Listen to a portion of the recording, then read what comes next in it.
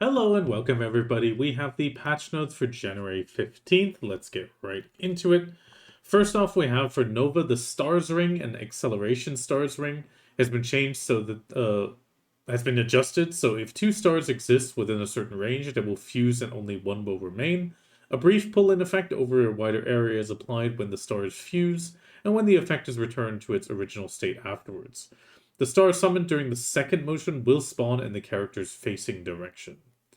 And then another one, Fuse Gravity, has been changed so that absorbing even a single star now recovers Star's Breath or HP, regardless of how many stars are absorbed, and all summoned stars will be absorbed when using a skill as before. The star absorption effect has been changed from 7.5% Star's Breath to 15% Star's Breath, and from 300 HP to 800. Then we have some general class fixes. We have Wizard, the Arsha Godsphere. Apparently there was an issue with the appearance in combat. Kunoichi, they fixed an issue where playing instruments other than beginner instruments would be awkward. Then Lon Prime Phantom Dance, they fixed an issue with using the skill continuously during Prime Crescent Charms effect would trigger evasion. Nova Black Spirit Prime Frozen Earth, they fixed an issue where using Emergency Escape during the skill caused the summoned Thornwood Guards to behave abnormally. Then we have Seraph's Unshakable Will, They've improved the issue where pressing LMB while holding F after the Divine Opening or Armor Crush would not trigger the proper skill based on the chain level. Standing Goyen's Greatsword Arts has been changed to no longer activate when pressing LMB during the Flow Divine... Wait, I lost it. Flow Divine Opening or Armor Crush accordingly. Seraph combo on the Wrenching Impale. Change a skill to be prioritized after Impelling Thrust, even while Unshakable Will 2 is active. On Unshakable Will 2, they fixed to combo skills more smoothly after the Mark of Purification and Judgment of Justice in Sacramentum. Unshakable Will 2 as well, they fixed so that the attack speed increase effect won't be instantly applied at max stacks when comboing skills from Impelling Thrust or Impelling Surge. Seraph combo Crushing Descent, they fixed to activate more reliably after the Flow Shoulder Smite. On Seraph as well, they fixed an issue where you couldn't switch into combat without an Awakening weapon equipped. Seraph Purgatum, it's been fixed so that removing your Awakening weapon will cancel the skill. Seraph Sacrum, Judgment of Justice, Mark of Purification, and the Purga Judgment of Justice and Mark of Purification. They fixed an issue where you would consume SP in 2 separate ticks when using a skill. The SP costs for Horizon Whirl, Horizon Cleave, Impelling Crush, and Ludicium have been adjusted accordingly. Then we have the new Alchemy Stone. Crafting method and effect has been released today. You might have noticed your Dark Rift boss have reset.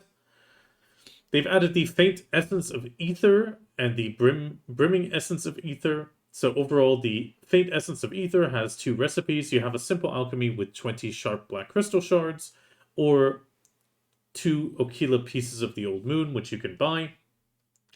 Either you might need to check which one is cheaper for you, depending on your current local market. Right now, I believe the sharps are still a tiny bit cheaper, but if they go back to max price, the Okila piece of Old Moon should be a tiny bit cheaper. There's an extra note that the recipe can be mass-produced with the black stone powder being added into the recipe, as most simple alchemy. Overall, you need to use the Brimming Essence of Ether for 3 things. 1, the attempted growth for Destruction, Protection, and Life Alchemy Stones, combining a Vell's Heart or Khan's Heart with the Destruction, Protection, or Life Alchemy Stone, and to separate the combined Alchemy Stones as well. Alchemy Stone polishing works the same as before, so you need to use pure metals, metal ingots, plywood, sturdy plywood, special crops, and high-quality crops to effectively polish, and then do the attempt. Overall, we will get to that in just a second. There's also a combination of alchemy stones created via the Brimming Essence of Ether. They have the following effects. So when combining alchemy stones, the blessed or exalted alchemy stones can only be combined after you extract them. So you do need to use 2 Mirrors of Equilibrium to take off the upgrades. Then you can combine them with the recipe shown here. Effectively, your Vell's Heart, your Resplendent or higher alchemy stone, and the Brimming Essence of Ether in simple alchemy. And then afterwards, you can re-add the upgrades. Combined alchemy stones can also be separated the same way, but again, only if they're not upgraded. So overall here we can just see the main thing. If you have a Resplendent, it ends up being a Resplendent and a Vell. Splendid, Shining, and so on. Overall, nothing too crazy. If you have a Baelit's Heart, it will always result in the Baelit's Heart being dropped. Wait, in this case, it's missing the Resplendid, but I think that is a typo. Normally, you should be getting your Resplendid back as well. Baelid Hearts keep the same name. I even have to combine. Oh, that's a combination name. Sorry. Here we're looking at the combination name. Here is the taking apart again. So yeah, Baelid ends up giving you your stone back. Sorry about that. Okay, they've also removed and consolidated some alchemy stones. So alchemy stones with the prefixes of rough and polished have been removed. When you grow an imperfect alchemy stone, you will obtain a sturdy right away. The imperfect tier alchemy stones is a white grade as before, and they've deleted alchemy stones with a sturdy or shining prefix below yellow grade. So overall here it used to be white and all yellows. Now it's white, green, blue, yellow, red, and purple.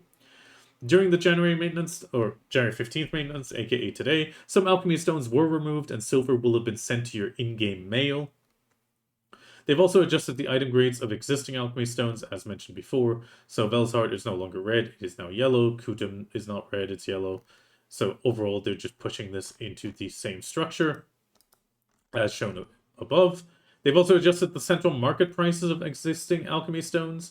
So overall, we have the Sharps going all the way up to 4 billion as a max price, Resplendent up to 100 billion, Splendid going up to 1.5 trillion, and the Shining Alchemy Stone of Destruction going all the way up to 10 trillion silver at max price and min price of 1 trillion. Right now, the Shining Alchemy Stone of Destruction is none on a sell order, but the current max price is set at 5.25 trillion, I believe. So overall, the price can still move up. I did notice that there is a Shining Alchemy Stone of Protection on EU at least at 5.25 trillion. Overall, I didn't check the Alchemy Stone of Life. Nothing too crazy there. Then we have the Alchemy Stone Growth. They've merged the Alchemy Stone Polishing and Growth tabs into a single tab, so you can now attempt the Growth even while your Alchemy Stone is equipped. And even if your growth attempt fails, the alchemy stone will no longer downgrade or be destroyed. For destruction, protection, and life alchemy stones, the ancient anvil stack values are applied separately, so you can do attempts in all directions at the same time without consuming your stack early, possibly. They've also added the feature to check the success rate for the alchemy stone growth attempts. The growth success rate, Agris Essence, or Ancient Anvil as we call it, and the required amount of brimming essence of ether by tier are as follows. So imperfect to sturdy, it's a 55% success with an Agris essence of 2 with 2 ether being required. Sturdy to sharp, 20% success, 5 essence, 3 essences needed per tap. Sharp to resplendent, 3.32 with an Agris essence of 30 and 10 brimming essence of ether required. Resplendent to splendid, 1.26, 80 Agris essence, 20, and then the Splendid to Shining has been pushed up to 0.4 from the global with an Agris Essence of 250, which is down by another 500. So the 2.5 years should now be a third of that, and 30 required essences of ether. So overall, the Shining has become much more obtainable in the grand scheme.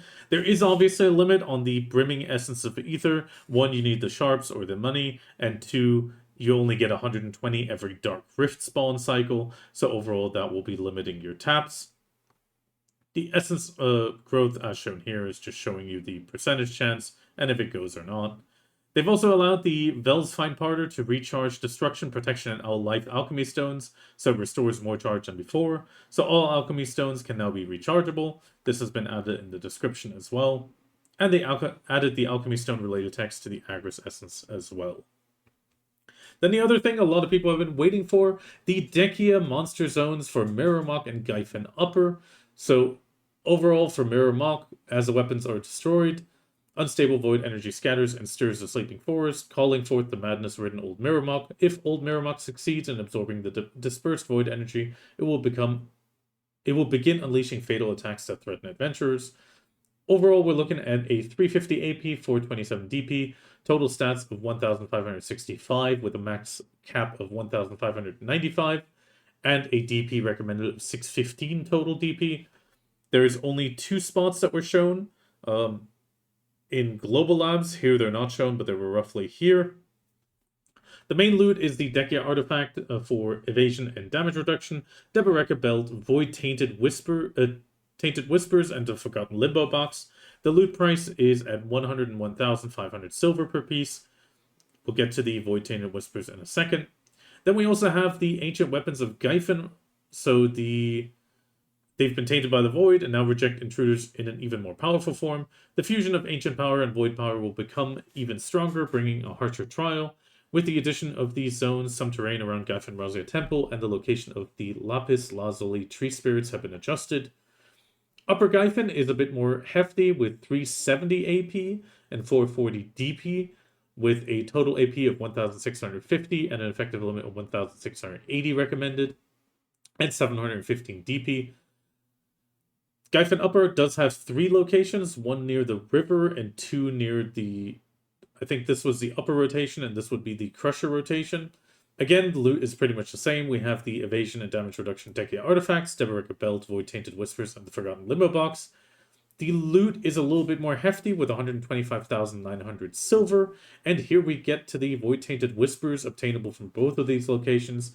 It effectively can be exchanged in your managed currency for Shards of Furious Night, Tearful Night, and Drained Night, and the Heart of Arid Forest or gold bars. So overall, this should allow the cup materials to be more readily available when skipping Serendia Elvia. On top of that, however, the cup materials, including the Heart of Arid Forest, is also coming to the central market.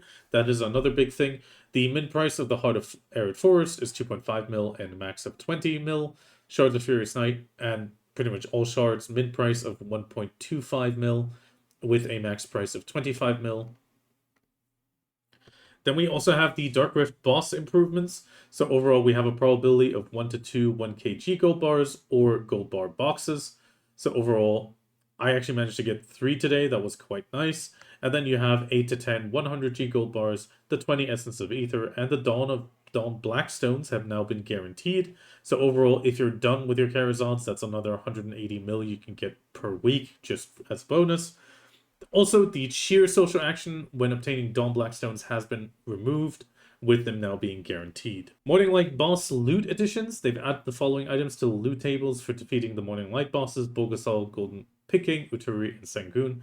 This should be the world's bosses. Overall, the Reforged stones seem to be effectively now on every single spot, with not much difference being added, just minor variations. So overall, they've just sort of unified the Reforged stones. There's also changes for the respawn inside the Guild Boss Subjugation, so you can now use Instant Revival without consuming Elion's Tear of Blessing if you die in the area. Resurrect at the closest safe zone and town has been removed, and the instant resurrection will revive you at max HP. They've also changed the time for the Guild Boss Subjugation region. It is now held from 1 to 3 hours. This hold time won't reset when you summon a Guild Boss, but applies across all Guild Bosses as a shared duration. Then we have the Node and Conquest War reward improvements. So the Resplendent Medal of Honor has now been removed and is being exchanged by the Medal of Glory. We'll get into it in just a second.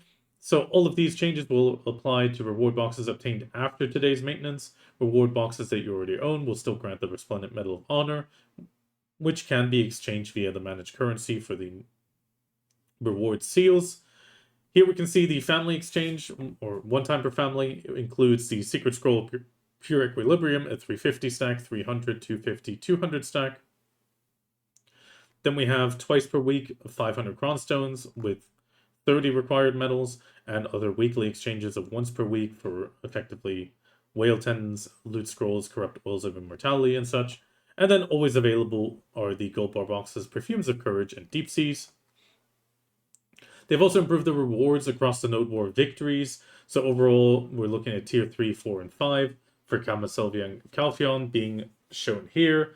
Effectively, you get more gold bars, and the Essence of Honor, Essence of Gallantry is present. Loot Scrolls, Trace of Thunderbolt is at 2. Blazing Loot Boxes, 2, 3, 3. Chilling Fragments are still there, and the Medal of Honor increases, obviously. Then we have the same thing for Medalla and Valencia for the 720 gear score limit, and the 616 gear score limit. Zones also getting slight increases, but overall matching its reward level.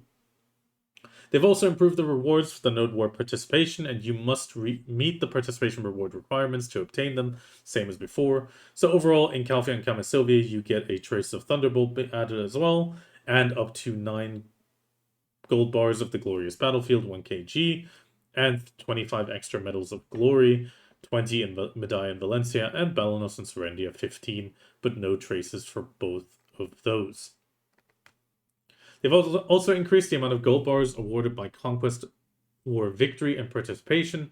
So across all Conquest War reward boxes, the gold bars and Glorious Battlefield items included have been increased by a value equivalent to 500 million silver, and also in the reward boxes obtainable based on the Conquest War participation results, the Resplendent Medal of Honor has been replaced with the Medal of Glory. So overall, if you want to, you can pause it. Just, they said 500 mil up. Then we also have a slight increase in the reward boxes granted based on your Conquest War results. So here we see Unlimited Victory, 80, First Place, 80, Non-First Place Lord Guild / Alliance, 45, Defeat 40, in Tier 2, 75, 75, 40, 35, and then finally Tier 1, 70, 70, 35, 35. Also, the Medals of Glory, Medals of Honor are also going to be in the War of the Roses reward boxes. It is now going to be there as well. So the Lord's Victory is going to yield 65, Lord's Liberation 45, Lord's Defeat 45, and in the case of the 3rd Legion, Victory also 65, 3rd Legion Liberation 45, and Defeat 45 as well. Further, they've also gone through the removal of the Guild Tactics and Node and Conquest War exclusive skills. So overall, these used Resplendent Medals of Honor. These will have been rewarded to you as a refund. So if you have gotten any of these, you will have the following items in your character. Well, you'll get them.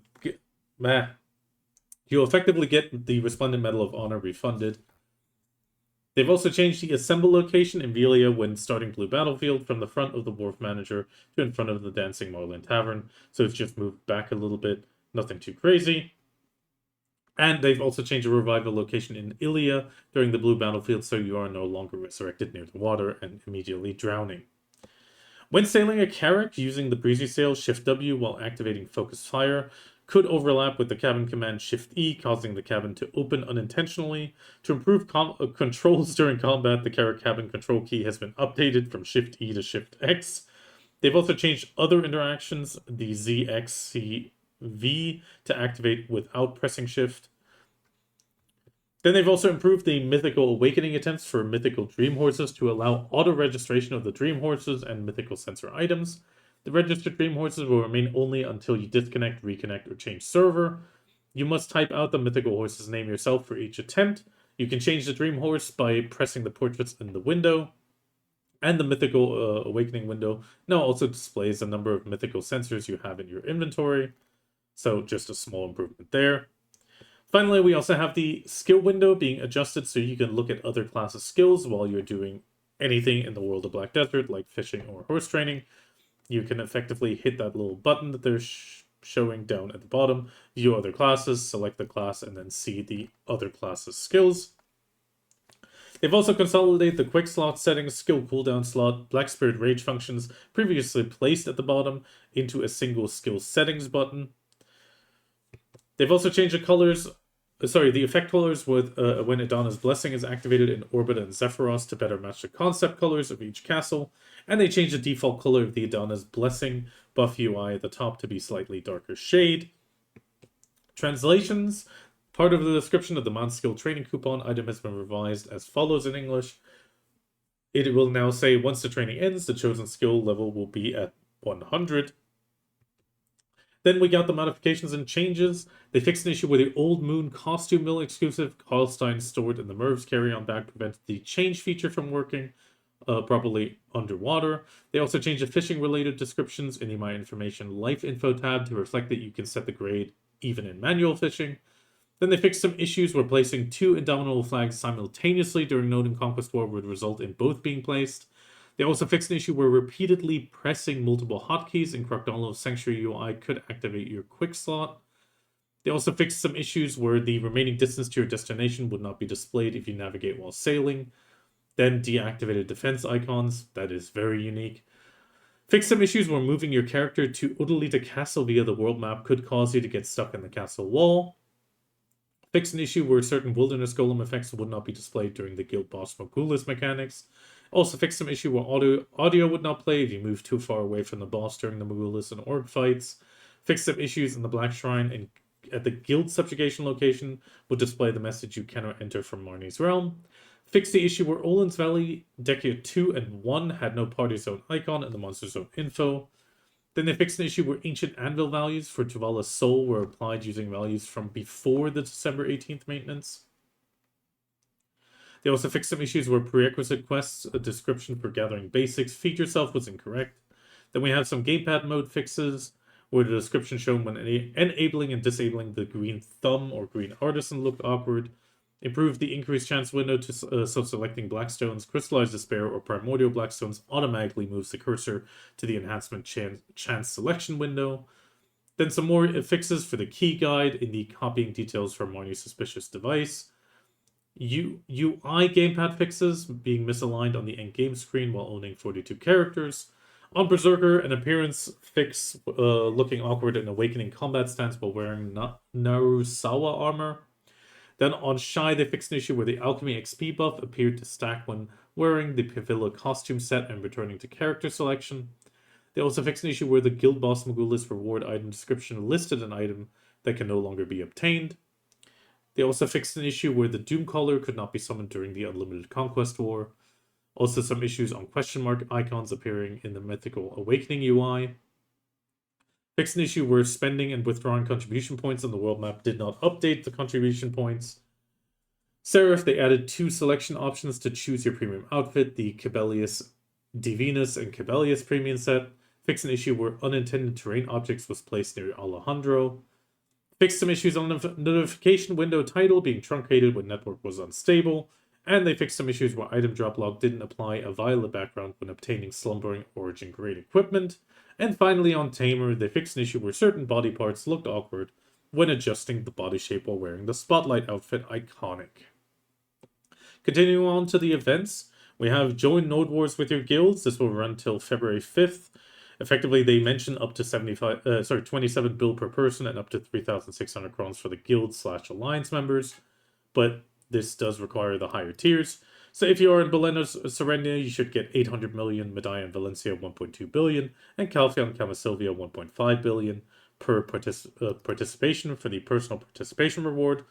And the Guild Alliance participation reward should be 200 Cronstones. For the minimum participation credit for the Guild and Alliance, you must still get 100 kills or higher and temporarily occupy the fort at least once in occupation mode.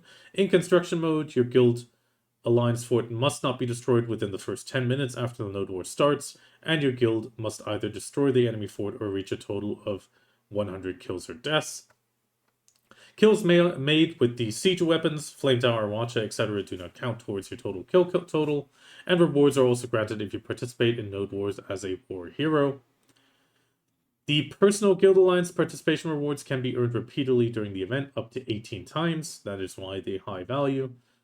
Rewards will be sent via the in-game mail during each weekly maintenance based on your total participation count for that week. And as a weekly maintenance, Guild Alliance with the apprentice rank cannot receive the guild participation reward, and the rewards are tallied by weekly participation count and distributed during the maintenance again. Blue Battlefield sadly does not count. The period is effectively January 15th to 22nd, 22nd to 29th, and 29th to February 5th. Then we got the Defeat Vell Garmoth for 2 bundles event again, running till January 29th. So effectively, Vell will give 2 advanced intermediate bags, same thing for Garmoth, so you can get extra ones. In the case of Garmoth, it's again via the extra quest with Kukal.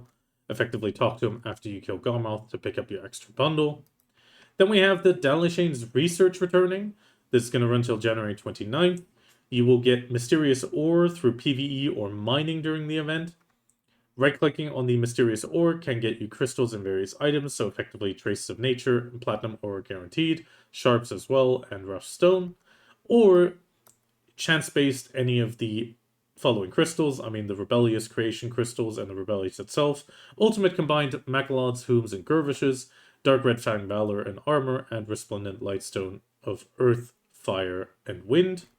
And if you hand over 10 of the ores to Dalishain in a town, you can get 1 guaranteed crystal from each type. This is effectively for Research 1, 2, and 3. So you can get 1 Ultimate Combined Magic Crystal, 1 Crystal of Stalwart Fortitude, Dog Patience, or Unyielding Spirit, and 1 Frozen Bitterness, Brutal Decimation, or Mysterious Darkness. You do have to choose. Then a very short notice event. There's one event running tomorrow in NA on 16 PST or at 17 CET in EU. Overall, it will be held at the Gunyu Pavilion in the Palace in Land of the Morning Light. The server will be announced in the in-game chat before the show begins.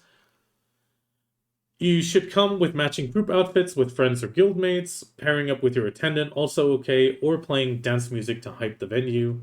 The dress code is K-pop/idol. Dress code 2 is Korean beauty, or dress code 3 is a theme master, anything goes, cosplay included. The fashion show layout is shown here, so you have a spectator and waiting line being to the left and right of the platform, and then a walking path for the runway. When it's your turn, follow instructions and press scroll lock and strut with a slow walk. At the end of the runway, hit your coolest, most show-stealing pose. The performance area is open to everyone. If someone is already playing music, please take turns at your discretion. And after your runway walk, head to the seating area and enjoy the other adventurous stages. There are some extra notes that they do ask. They ask you to park your mounts in a designated area on the right side of the stage. It may get crowded, so using a well is recommended. You should be free to bring your food and drinks like prawn meals and Balek's lunchboxes, but toss your trash in a trash can. And if you see a look of love, keep your applause coming and show your support. Screenshots, video recording, and live streaming are also welcomed. And do not forget your print screen button. And the show will run up to 2 hours, but may end early depending on circumstances. And with that, we've reached the Pearl Shop update. Nothing too crazy this week. Outfits and costumes for Seraph are now releasing. We have the Seraph Lillian, Alluring, both the regular and the Alluring version. We have the Oblivion outfit coming for Seraph, the Winterland Soiree, the Looking Frosh, BD9, both the N and BD9 Plus. The Osa Cerberus is also releasing for. We also have the functional costumes, so the Splat, the Shark costume, Pavilla, Venusil, and Agris costume releasing. Then we also have the Bare Necessities and Canopy, including the classic and costume set, the Venia. Oh, these are just being shown again. Then we have the Choose Your January Outfit Pack for Seraph, 20% off, where you can then choose one of the above-mentioned outfits. We also have a -60 on the Adventure All-in-One Pack. This does look to be available everywhere, effectively giving you a premium outfit, a Resplendent Journey box in 2 variations, some combat support boxes and loot scrolls. Then they also have a special bundle pack, 30% off with a Gamba boxes or bags. Same thing for number 2. Artisan's Enhancement Packs for the Artisan's Memory again. Artisan Pack 2. Rare Pet Friends are back until January 29th. 30% off for the Marichan, Lotran, Young Pomi, Young Pori, Kunit Search Dog, Pudgy Llama, Polar Bear, or Hedgehog. And then finally, the Triple Gosfee Pack is back. Gosfee Pack is back with 33% off. And that is pretty much it. I wish you the absolute best of luck with your alchemy stones. I know I get interrupted a few times today. I hope it wasn't too noticeable. My throat is a little bit scratchy. But I wish you, again, the absolute best of luck. Stay healthy, and I'll see you around.